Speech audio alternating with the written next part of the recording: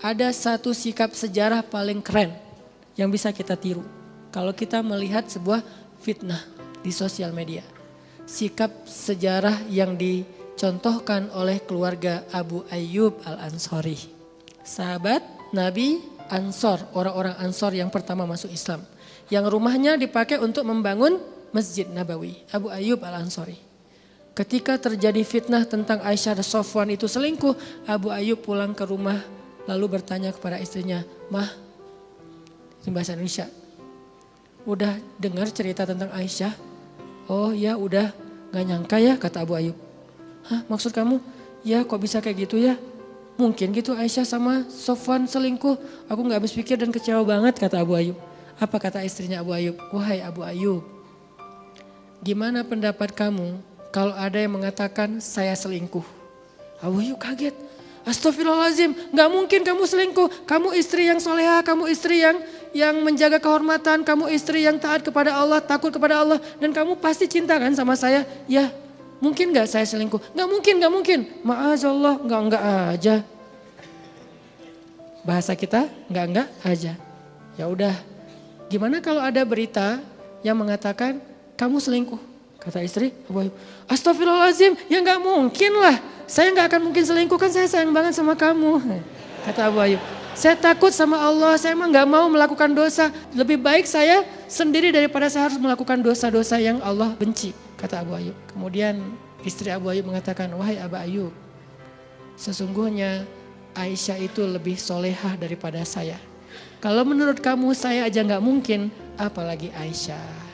Sesungguhnya Sofwan lebih soleh daripada kamu. Kalau menurut kamu, kamu aja gak mungkin melakukan dosa itu, apalagi Sofwan." Itu persepsi husnuzon paling baik tentang sikap sejarah dalam menyikapi fitnah. Bandingkan orang itu dengan kita. Mungkin gak kita ngelakuin itu? Kalau menurut kita, kita aja gak mungkin, apalagi orang tersebut yang lebih soleh daripada kita. Sekuat apapun fitnahnya. Iltamis li akhika alfa uzrin. Carilah untuk saudaramu 1000 alasan. Gak akan rugi. Justru yang rugi ketika kita gak mau mencari alasan, langsung menyimpulkan dan menjudge, menghakimi. Itu rugi. Kalau benar, maka kita menggibah. Kalau salah, maka kita memfitnah.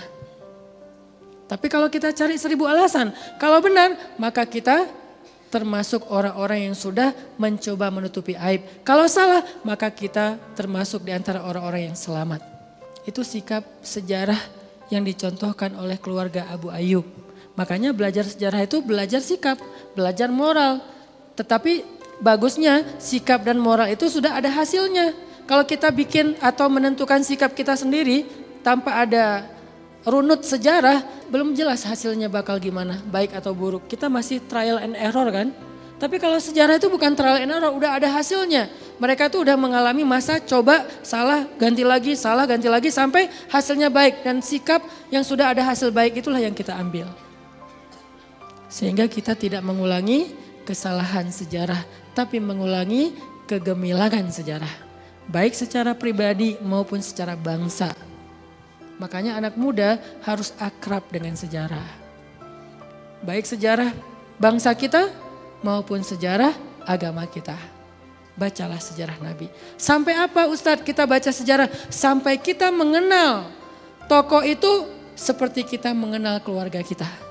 Terutama Rasulullah SAW. Baca sirah Nabi sampai kita mengenal Nabi seperti kita mengenal keluarga kita. Kita tahu banget. Tahu bangetnya apa? Sampai kita tahu banget tentang perasaan Nabi. Nabi sukanya apa, Nabi gak sukanya apa. Nih kayaknya kalau ada Nabi pasti Nabi gak suka nih.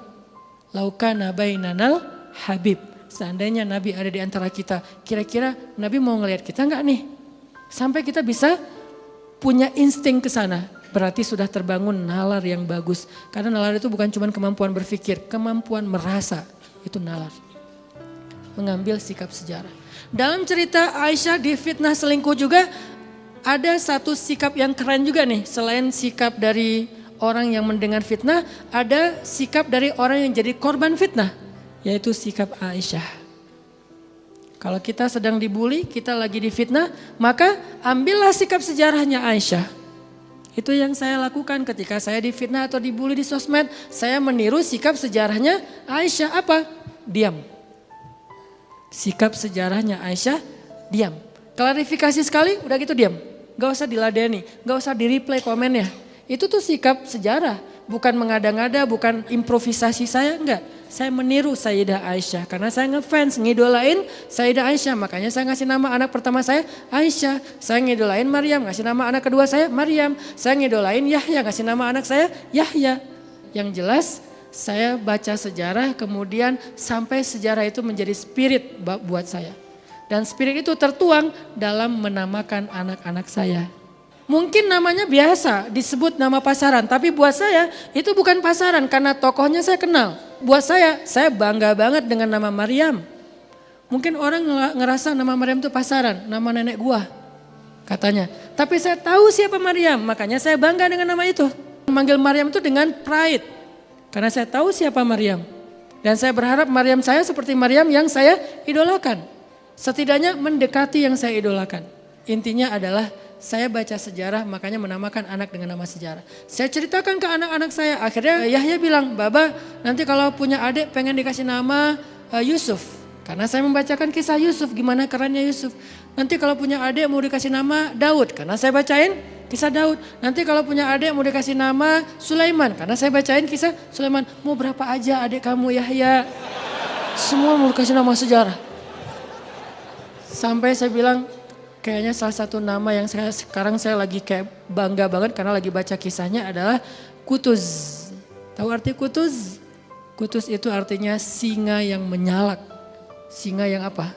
Yang sedang bersuara keras karena marah, itu namanya Kutuz. Bahasa apa itu? Bahasa Mongol yang diberikan oleh orang Mongol kepada Saifuddin. Salah satu pejuang Islam karena gagahnya, karena kerasnya, karena menakutkannya dia bagi musuhnya. Dan dia pejuang Islam pertama yang berhasil mengalahkan pasukan Mongol dalam sejarah mereka selama 30 tahun. 30 tahun gak terkalahkan. Yang pertama bisa ngalahin Mongol, Saifuddin Kutuz. Kalau punya anak laki-laki saya kasih nama Kutuz. Artinya kita baca sejarah supaya kita akhirnya mengekspresikan diri kita dengan sejarah. Apa sikap Sayyidah Aisyah yang saya sebut dengan istilah sikap sejarah. Ini dalam tanda petik ya. Arti sikap sejarah, sikap baik yang kita baca dalam sejarah terhadap sesuatu lalu kita tiru. Itu namanya sikap sejarah. Apa sikap sejarahnya Aisyah ketika jadi objek bulian, objek hoax, berita bohong?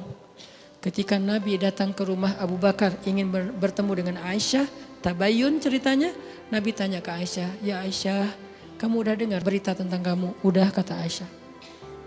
Terus gimana komen kamu wahai Aisyah, kata Nabi. Kata Aisyah, ya Rasulullah, kalau saya bilang berita itu bohong, mungkin Nabi gak percaya. Padahal Allah Maha tahu berita itu bohong. Kalau saya bilang berita itu benar, Allah Maha tahu saya tidak melakukannya. Tapi Nabi mungkin percaya karena orang-orang membicarakan hal yang sama. Maka ya Rasulullah, saya tidak akan bicara apa-apa untuk membela diri. Saya hanya akan mengatakan apa yang dikatakan oleh Yakub tentang musibah kehilangan Yusuf. Apa pelajarannya di sini? Aisyah itu baca sejarah. Makanya ketika Aisyah sedih, Aisyah memilih sikap sejarah dalam kesedihannya. Keren ya? Aisyah baca sejarah. Sehingga ketika dia terpukul, sedih, drop, kecewa, maka dia memilih sikap sejarah untuk mengekspresikan kekecewaannya. Itu cerdasnya Aisyah. Apa sikap sejarah? Sikap yang pernah ditunjukkan oleh Nabi Yakub ketika tahu berita Yusuf dimakan oleh serigala dari kakak-kakaknya Yusuf. Apa sikap Yakub? Nabi Yakub mengatakan, ilallahi ashku bathi wa huzni wallahul musta'an ala ma tasifun fasabrun jamil. Kata-kata Nabi Yakub, fasabrun jamil wallahul musta'an ala ma tasifun ilallahi ashku bathi wa huzni. Itu yang dikatakan Aisyah. Saya hanya akan bersabar dengan sabar yang indah dan saya berlindung kepada Allah atas semua musibah yang menimpa saya, atas semua fitnah yang kalian sampaikan, atas semua omongan yang kalian sampaikan. Dan saya mengadukan masalah saya hanya kepada Allah. Saya adukan kesedihan saya hanya kepada Allah. Itu kata-kata Aisyah. Tahu enggak apa hasil dari sikap sejarah? Makanya penting meniru sikap sejarah itu biar mengulangi hasil sejarah. Nabi Yakub setelah mengatakan Fasabrun jamil, wallahul musta'an ala ma tasifun, ashku bathi wa huzni ilallah. Setelah Nabi Yakub mengatakan itu, maka Allah Subhanahu wa taala menolong anaknya Yusuf sampai puncaknya Yusuf menjadi apa? Menjadi raja di Mesir, lalu Allah mengembalikan Yusuf kepada Yakub dan dalam keadaan mereka semuanya sudah damai. Kakak-kakak Yusuf semuanya taubat, jadilah mereka keluarga yang utuh kembali. Ini hasil sejarah dari sikap Yakub alaihissalam. Sehingga siapa yang meniru sikap Yakub ketika dia dalam keadaan kecewa, sedih, merasa dihina, difitnah, dibully, maka dia akan mendapatkan hasil sejarah yang sama dengan Yakub. Siapa yang meniru sikap Yakub? Aisyah. Sehingga ketika Aisyah mengatakan fasabrun jamil wallahul musta'an ala ma tasifun ashku bathi wa huzni ilallah, sabar saya sabar yang indah dan saya berlindung kepada Allah atas semua tuduhan kalian dan saya hanya akan mengadukan kepada Allah saja keluh kesah dan kesedihan saya. Langsung besoknya Allah utus Jibril, wahai Jibril turun kepada Muhammad, bela Aisyah. Sampaikan wahyuku kepada Muhammad, diturunkanlah wahyu 1 halaman penuh surat An-Nur yang isinya adalah surat dari Allah yang isinya pembelaan untuk Aisyah dan Sofwan. Allah bela langsung dari langit Aisyah dan Sofwan. Kenapa? Karena Aisyah meniru sikap sejarahnya Yakub yang pernah dibela oleh Allah dengan sikap itu. Sehingga kita nggak salah mengambil sikap. Jangan sampai sikap sejarah yang kita ambil dalam banyak polemik yang terjadi di masyarakat, sikap sejarahnya Abu Lahab. Bahaya kan? Kamu meniru sejarah, ya sejarah siapa? Abu Lahab. Kan ngeri. Hasilnya apa? Tabbat yada abi lahabi wa tab. Celaka. Gara-gara salah niru sikap sejarah. Sikap apa? Mencela, menjelek-jelekkan, memfitnah, menghalangi, merusak, mengusir, menghalangi dakwah. Itu sikapnya Abu Jahal dan Abu Lahab. Sikapnya Walid Al-Mughirah. 3 orang yang mengambil sikap yang sama. Menghalangi dakwah Nabi. Sehingga hasil mereka apa? 1. Tabbat yada abi lahabi wa tab. 1 lagi. Sa'uslihi saqar. 1 lagi di surat Al-Alaq, di akhir surat Al-Alaq kami cabut ubun-ubunnya. 3 orang yang mengambil sikap menghalangi dakwah, memusuhi dakwah, menjelek-jelekan para da'i di jalan Allah. Yang 1, sa'uslihi saqar, aku masukkan ke neraka saqar. Siapa dia? Walid Al-Mughirah, bapaknya Khalid. Yang 1 lagi, kami cabut dari ujung ubun-ubunnya. Siapa dia? Abu Jahal. 1 lagi, celaka dia dan celakalah. Siapa dia? Abu Lahab. Jangan tiru sikap itu dalam kehidupan kita terhadap dakwah. Kasihan, nanti hasilnya sama, gak akan jauh beda. Itu pentingnya belajar sejarah. Makanya jangan salah memilih sikap sejarah. Saya gak ada niat milih sikap sejarah, tapi semuanya terulang. Walaupun kita gak ada niat, gak sadar, sikap kita itu mirip dengan sejarah. Jangan-jangan sikap kita itu mirip sikap Fir'aun. Yang menghalangi dakwahnya Musa. Yang ketika Musa datang baik-baik. Wa qula lahu qawlan layyinan. Ngomong ke Fir'aun dengan bicara baik-baik, ya lembut ya Musa. Karena Musa ini kan orangnya keras ya.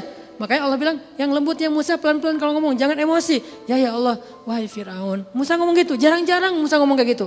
Kalau enggak Allah suruh ngomong gitu, Musa ngomong, Fir'aun, gitu.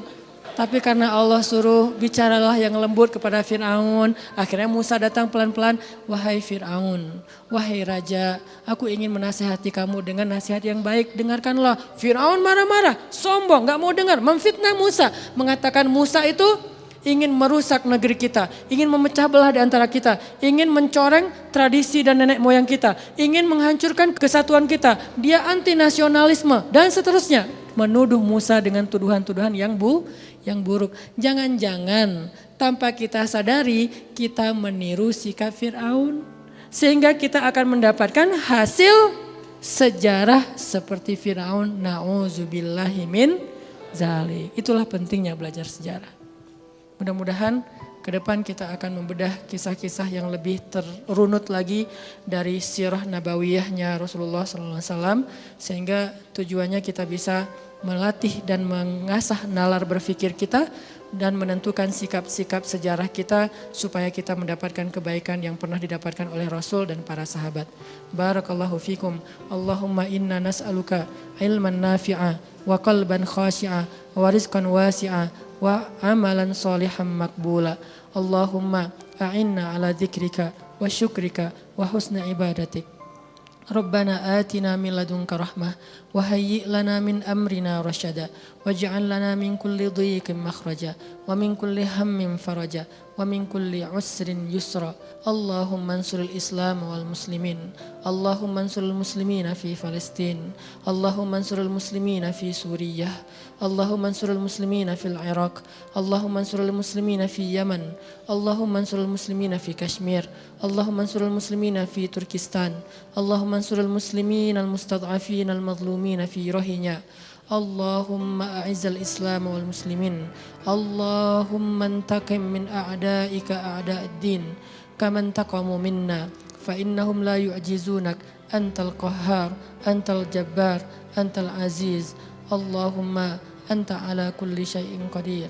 اللهم اجعل بلدنا هذا بلدا آمنا وارزق أهله من الثمرات من آمن منهم يا رزاق يا وهاب يا فتاح يا رحمن يا رحيم. اللهم اهد شباب المسلمين. اللهم اهد شباب إندونيسيا. اللهم ارزقهم إيمانا وعملا صالحا.